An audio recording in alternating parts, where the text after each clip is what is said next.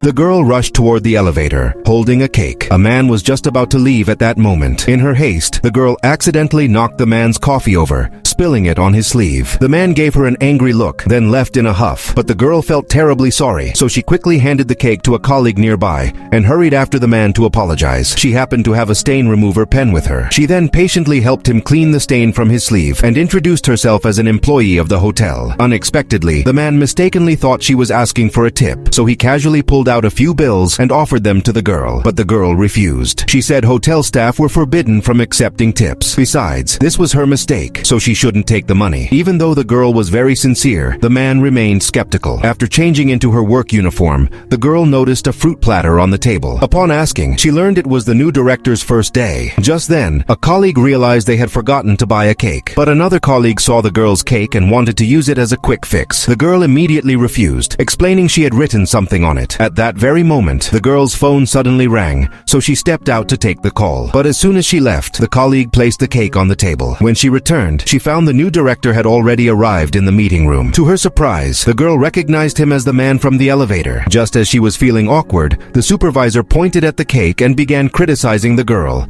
saying the cake was too shoddy. Not knowing the truth, she could only silently swallow all the hurt. The girl understood this was all her colleague's deliberate doing, but what she didn't know was that her colleague's plan wasn't over yet. That evening, the colleague barged into the office and deliberately opened the cake in front of the director. Written on it were the words, "Just make do with this." The director was instantly furious and fired the girl on the spot. What the man didn't know yet was that their connection was only just beginning.